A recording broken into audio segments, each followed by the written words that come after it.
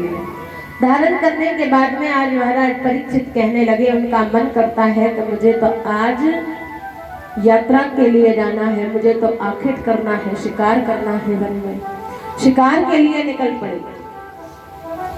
और जब महाराज परीक्षित शिकार के लिए गए तो उन्होंने देखा कि एक शूद्र है जिसने हाथ में डंडा लिया है और वो एक बैल को पीटना चाहता है।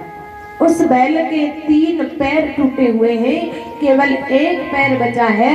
उस पैर को भी, उस चरण को भी वो शूद्र काटना चाहता है। महाराज परीक्षित रुक गए। इस दृष्टि को देख करके बड़ी ग्लानि हुई, मेरे ऐसे राज्य में और ऐसा कुकर्म। पूछा उस बैल से, तुम कौन हो? उस बैल ने कहा कि मेरे जैसे पशु की आप क्यों चिंता करते हो? मैं तो एक पशु हूँ। अरे तुम्हें बड़ी वेदना होती होगी, तुम्हारे 3 चरण कटे हुए हैं, एक बचा हुआ है, उसे भी ये पुरुष काटना चाहता है। तो आज वो कहने लगा कि देखो महाराज, इस बात का फैसला तो आज तक कोई किसी का नहीं कर पाया कि इस संसार में कौन किसको दुख देता है। और तुलसीदास जी भी यही बात कहते हैं कि को न काऊ सुख दुख कर दाता, निज कृत करम भोग सब भ्राता।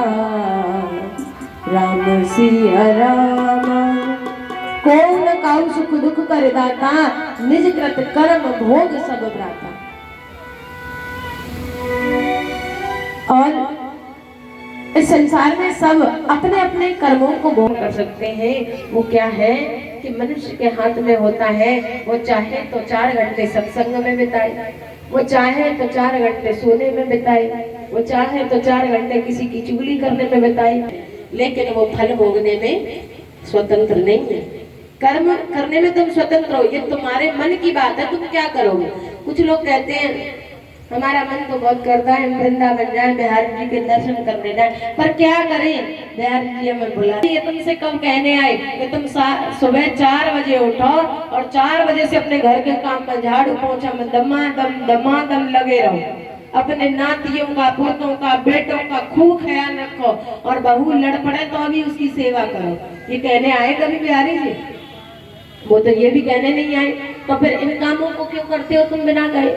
और जब वृंदावन जाने का नंबर आ जाए तो ये सोचते हो कि बिहारी जी आके हमसे कान में कहेंगे कि भाई हमें बड़ी इच्छा है, तुम हमें देखने नहीं आए इतने दिन से।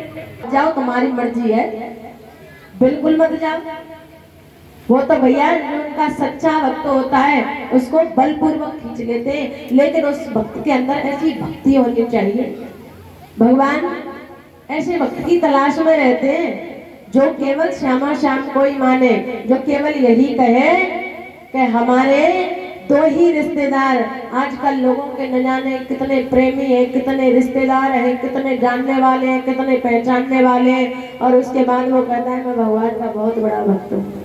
लेकिन जो भगवान का भक्त होता है वो तो यही कहता है कि हमारे 2 ही रिश्तेदार, एक हमारे बांके बिहारी, दूजी राधा रानी सरकार, हम तो इनके अलावा किसी दूसरे को जानते नहीं है।